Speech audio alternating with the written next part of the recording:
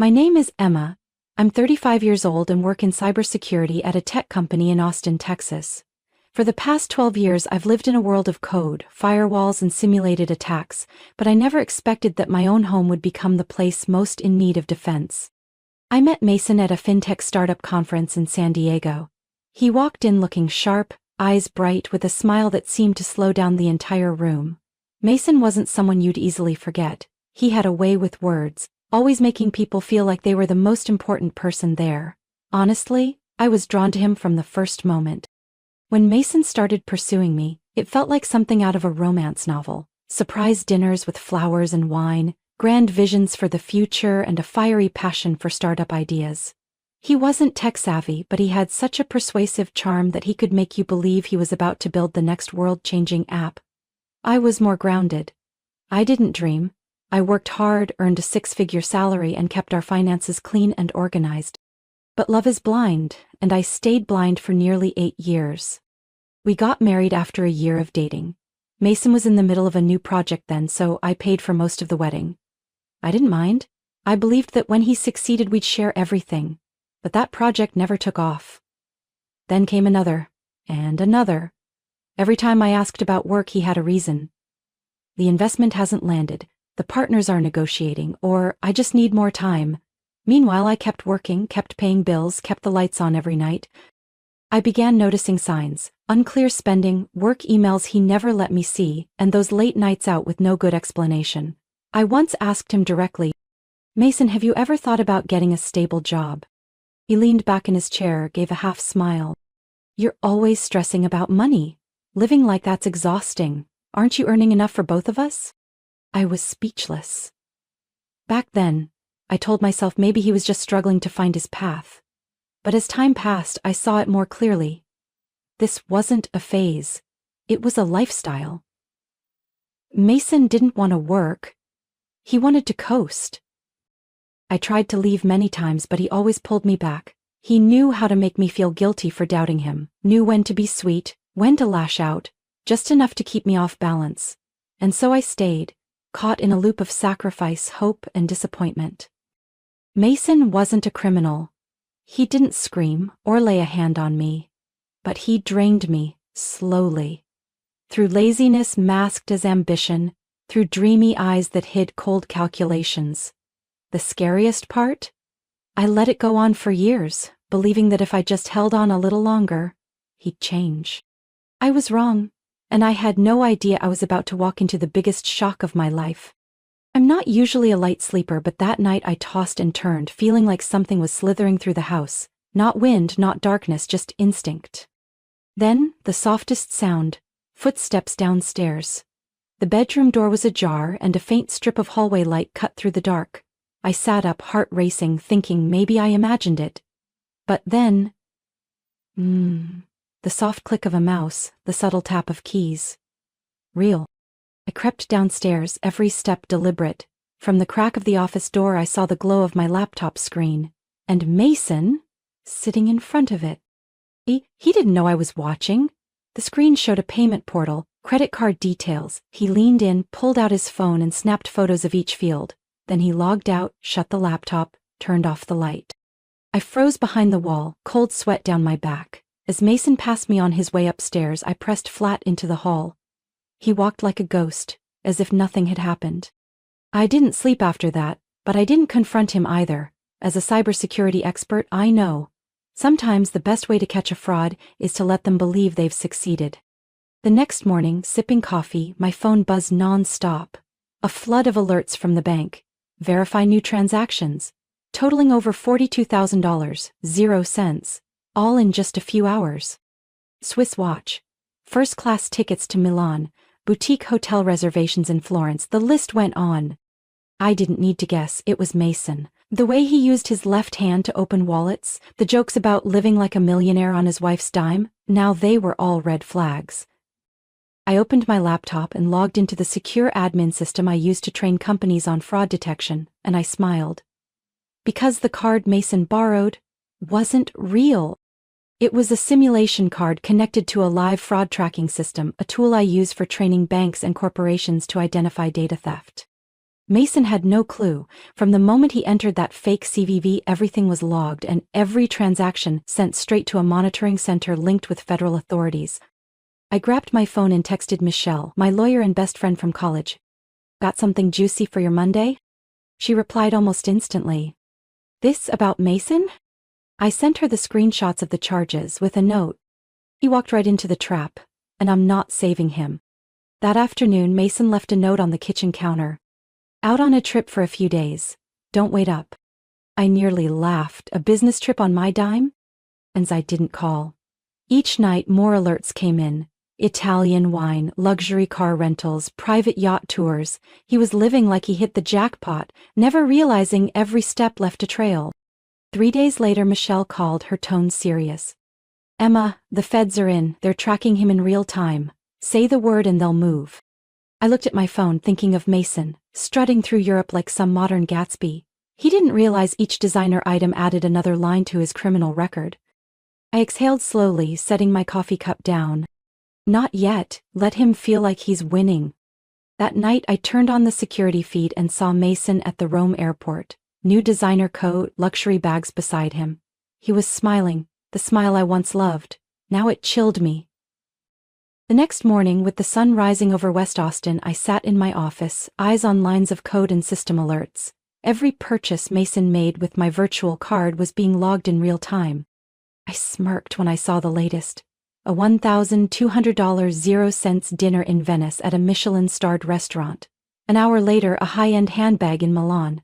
Then a luxury suite by Lake Como. He wasn't holding back. He was living like there was no tomorrow. Because soon, there wouldn't be. I zoomed into the data, confirming all metrics. The system was flawless. Each transaction from that card fed into a joint program between my company and the Federal Financial Security Bureau, where I once worked as a consultant on major fraud cases. And now, Mason was a perfect live case. A soft knock at the door startled me. Michelle walked in, holding 2 lattes from my favorite cafe. I've never seen anyone handle a marriage like a cyber attack. Precise, strategic, and perfectly timed. She shook her head, placing the coffee down. Just self-defense, I said, eyes still on the screen. He thought he was clever. Forgot I built these systems. And now those systems are rewriting his future. She handed me a folder. Here's the incident summary, already submitted to Agent Nathan at Financial Security. Just needs your signature. I signed each page without hesitation. No more fear, no more anger, just resolve. A strange peace that comes when the truth finally sees daylight. And this time, I wasn't backing down. That afternoon, Agent Nathan called. His voice was calm, even, but satisfied. We've gathered everything. Surveillance is tracking his every move since New York. Every payment, every camera at checkout, every GPS ping, it's all logged. Even the fake names he used for hotel bookings? I asked. Even those. Plus the temporary passports he used to pose as a businessman. But the kicker? He filmed his own confession. A clip posted to a secondary social media account bragging about traveling for free using credit card hacks. He thinks he's giving life tips. He's actually admitting to fraud. I let out a breathless laugh. That was Mason, turning crime into a performance. When will you move? I asked, heart pounding not from fear but from anticipation. We're waiting for him to come back. The more confident he is, the more careless he gets. Just tell us when he shows up. We'll handle the rest. 3 days later, I heard the sound of a key turning in the lock. It was a quiet Saturday afternoon, sunlight spilling across the hardwood floor of the living room. I was slicing fruit in the kitchen when Mason walked in, designer shopping bags in hand. He looked like he'd just stepped out of a luxury travel magazine. Cashmere coat, gleaming watch, the air trailing a hint of expensive cologne.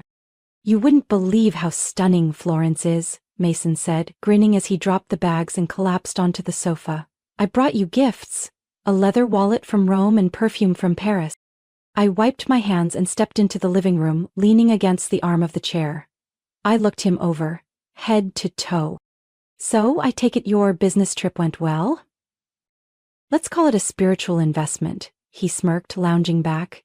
You know, sometimes I think, if you just loosen up a little, we could have been living like this all along. I stayed silent. Every word he spoke was another nail in his own coffin. In my coat pocket, my phone was quietly recording the entire conversation. And as Mason lifted his wrist to show off a limited edition collector's watch, with a satisfied look in his eyes, I simply smiled and thought to myself, "Enjoy it while it lasts, Mason. Your next flight won't be in first class." He had no idea that every step he took in this house after his little getaway was being recorded, video, audio, and digital transaction data. I played the silent wife to perfection, let him talk about the restaurants with views of the Ponte Vecchio, a coat tailored to his exact measurements in Milan, and how he accidentally spent nearly $5,000 on a pair of opera tickets in Venice. I nodded, smiled, poured more wine, only this time my glass sat beside a phone streaming audio straight to a secure cloud server Michelle and I had set up weeks ago.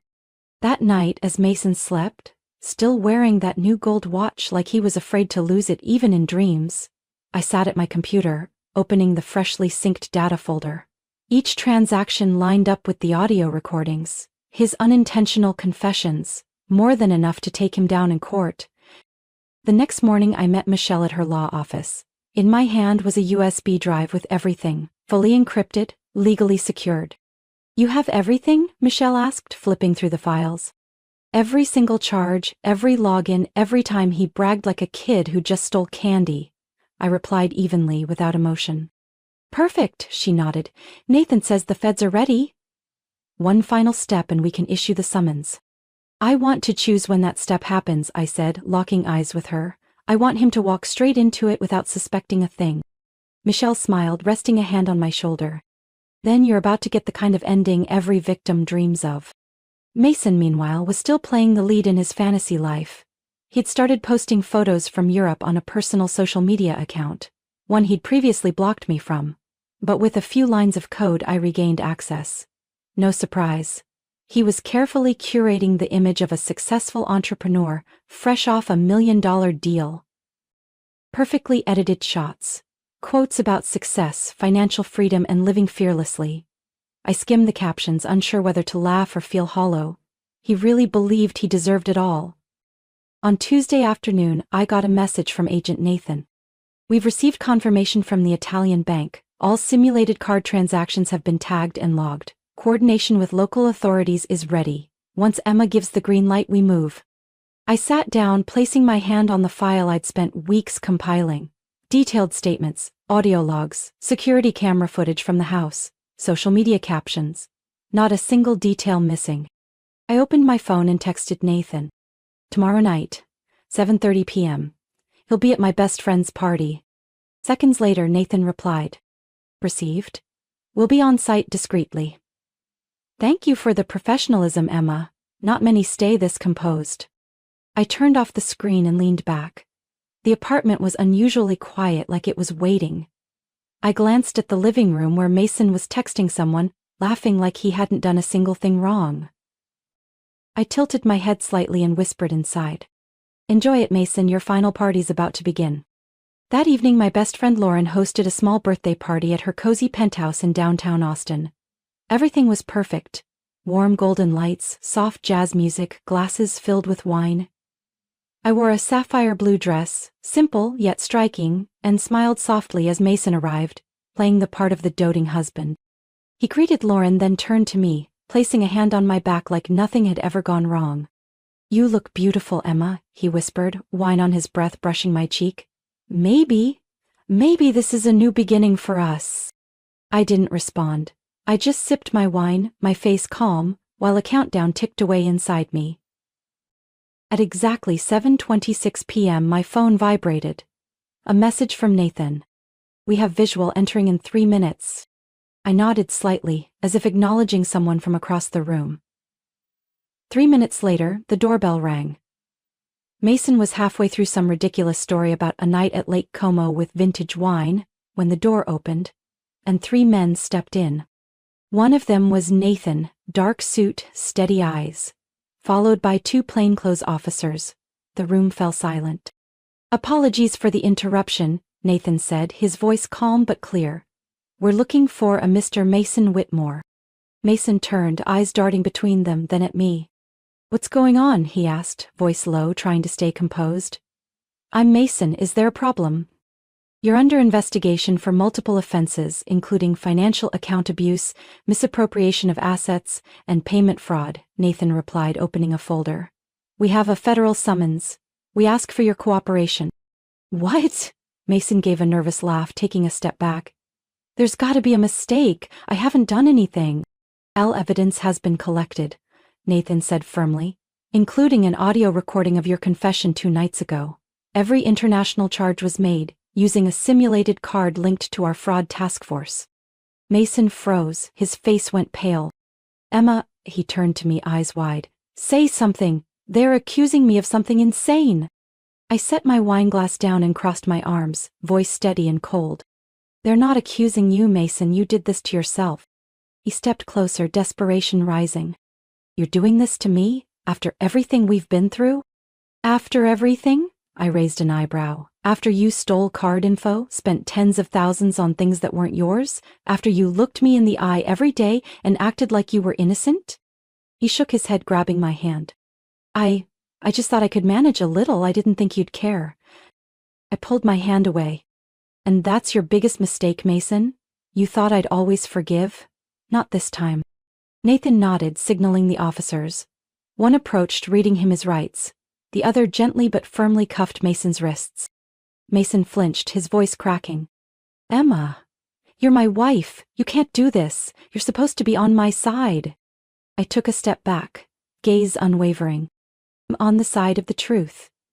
And myself? The room was completely still, no one spoke, no one intervened. Lauren gripped my hand tightly, as if to say, You're not alone. Before being escorted to the door, Mason turned back for one last look, his face twisted in a mix of helplessness and despair. You'll regret this, he hissed through clenched teeth. I tilted my head slightly and replied with a voice as light as air. No, Mason, for the first time in years I feel at peace. And you? You're finally being held accountable. The door closed. I stood there for a long moment, not out of regret, but to feel the rare stillness of a new beginning. 2 weeks after that party, I got a call from Michelle while sitting in my favorite cafe. Her voice was steady and clear as always, but this time there was a hint of relief. Mason took a deal with the prosecution, Michelle said. He won't serve jail time, but he has to pay back every dollar he misused and complete 600 hours of community service. His credit history is also frozen for at least the next 7 years. I nodded, even though Michelle couldn't see it. It wasn't joy I felt, nor anger, just a sense of finality.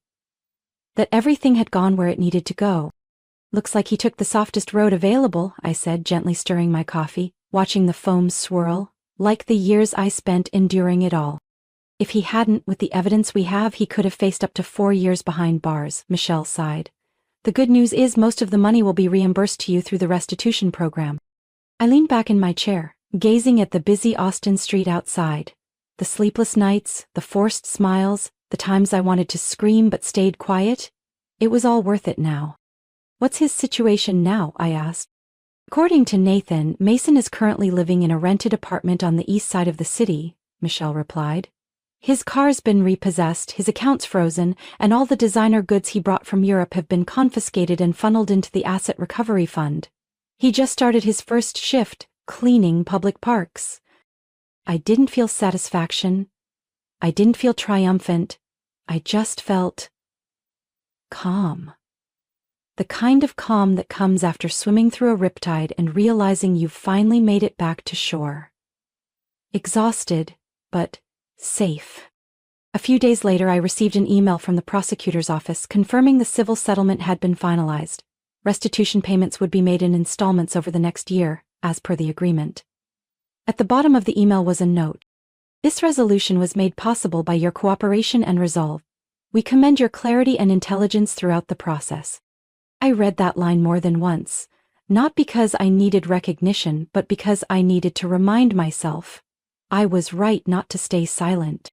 That evening, back at my apartment, I opened the door and immediately noticed the air felt different.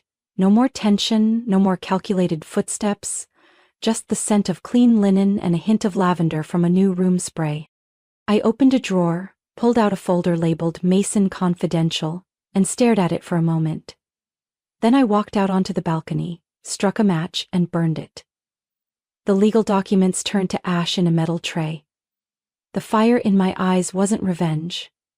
It was closure.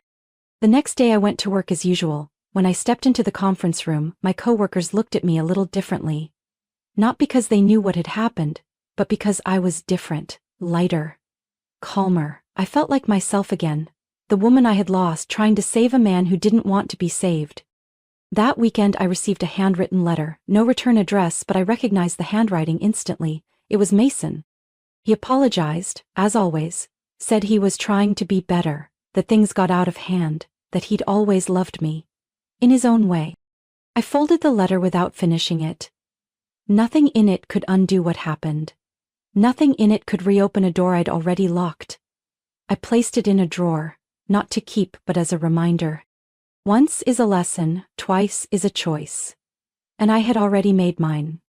About 3 weeks after the legal settlement was signed, word of Mason's situation began to spread. Not through the media, since everything had been handled privately, but through the most effective channel, whispers from mutual contacts, former colleagues, and people who once posed in those carefully curated social media photos. Within days, Mason's Instagram, the one he used to inspire people to live boldly, went silent. His flashy posts were wiped clean, replaced with a blank profile and a hastily edited bio. Taking a break, thanks for your understanding. But the truth was, there was no one left to understand. Brent, his longtime friend and partner at startup events, cut ties after learning Mason had borrowed money under the false pretense of needing urgent investment for a European deal. And Rachel, the woman I had suspected during that business trip a year ago, disappeared the moment she found out he was doing court-ordered community service. One of Mason's old friends, an interior designer in Dallas, messaged me quietly. "Emma, I didn't think it would go this far, but I have to admit, he really knew how to hide it." I replied with just one line. He doesn't have anything left to hide. The one startup Mason had tried to get funding for, already hanging by a thread, officially removed his name from their list of founders on their website. A tech conference he had signed up to speak at revoked his appearance, no explanation given. And then, a message from an unknown number popped up on my phone at 11 p.m. on a Friday night. I knew who it was before reading the first line. I just wanted to say, "I've lost everything." I didn't reply, but I kept reading. One final lesson. Mason said he could no longer afford rent and had to move back in with his parents in suburban Houston. His current job was doing delivery shifts, and every night ended in arguments with his mother about making the bed or closing the window. He wrote, "I didn't think it would come to this. I just wanted a better life. But I lost everything." I closed my phone. I didn't delete the message, didn't save it either. I simply had no reason to hold on to anything connected to the man who once pulled me away from my own life. The next morning, while Lauren and I had breakfast at our favorite diner, she looked at me and asked bluntly, "Do you ever feel sorry for Mason?" I sipped my coffee, eyes on the street where sunlight glinted off passing cars like fragments of memories I no longer needed. "No," I said. "Maybe just for the version of me from years ago, the one who thought love was enough." Lauren nodded. "But now you know, believing in yourself is enough." I smiled. Exactly. I was no longer the woman who bowed her head to keep peace.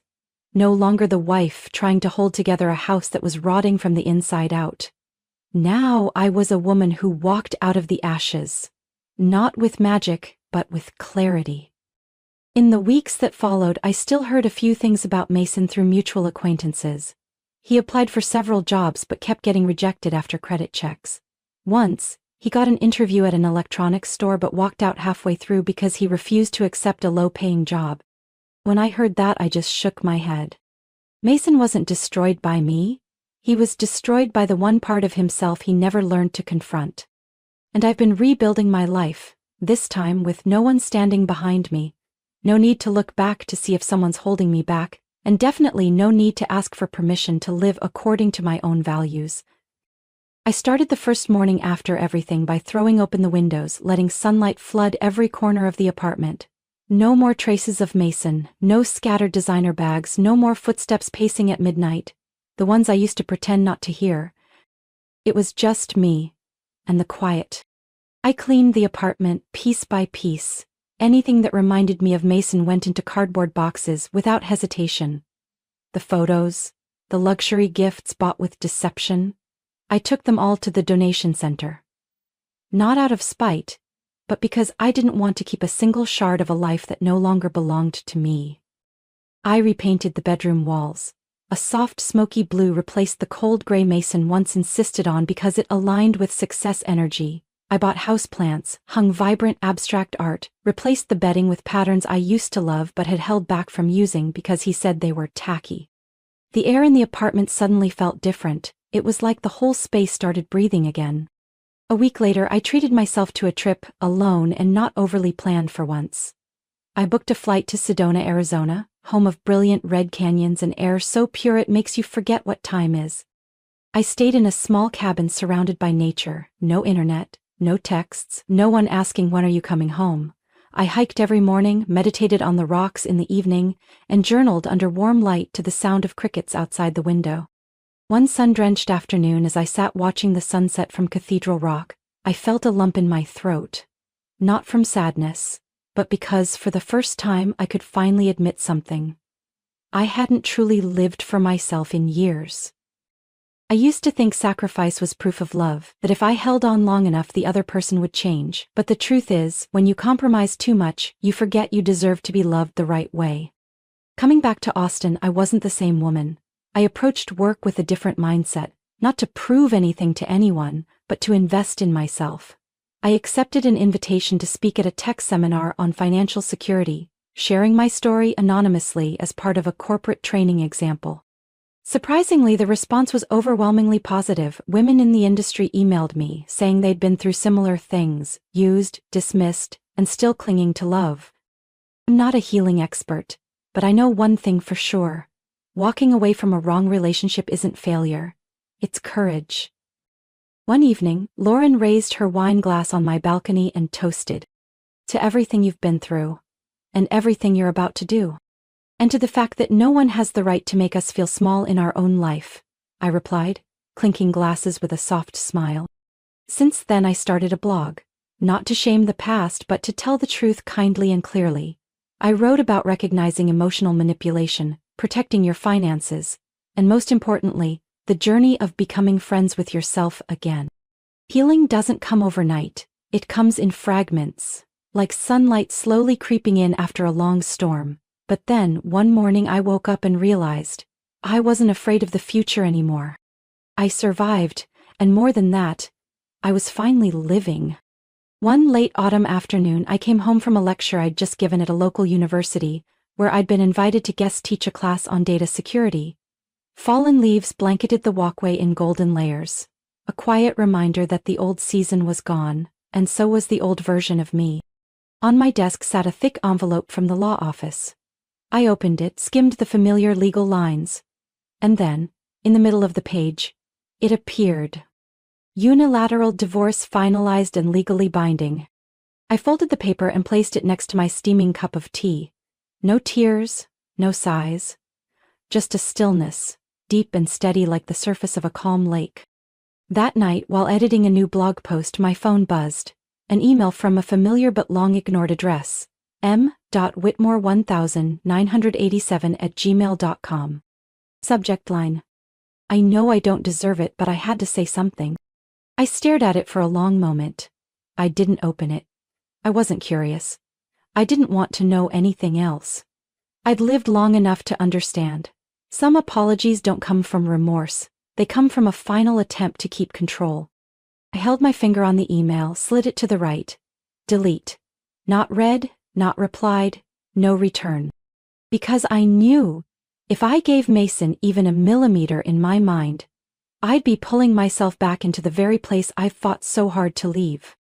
Lauren once told me, forgiveness doesn't mean reopening the door, sometimes it means locking it and building a wall behind it so they can't find a way in. I'm not angry at Mason anymore, truly. Anger is powerful, but it's also exhausting, and I'm done being exhausted over him. I'm grateful not for what he did, but for what I learned because of it, how to protect myself. I used to be the woman who always bent, always kept the peace, always thought she could save the person she loved from their own chaos. But in the end I learned the most important lesson. Love should never cost your self-respect. One quiet Sunday morning I sat on the balcony, hands wrapped around a cup of coffee, watching sunlight stretch over a still street. I opened my laptop and typed the first line of a new blog post. Freedom doesn't begin when you leave someone. It begins when you leave the belief that you can't live without them. It wasn't a story about betrayal, it was a story about rebirth. I shared my journey, without sugarcoating, without dramatizing, just the truth from a woman who once put others first, and finally found herself in the aftermath. The response came faster than I expected. My inbox flooded with messages, thank yous, personal stories, even tears. Many said they saw themselves in my words, that they thought they were weak, until they read the reminder that choosing yourself isn't selfish, it's brave.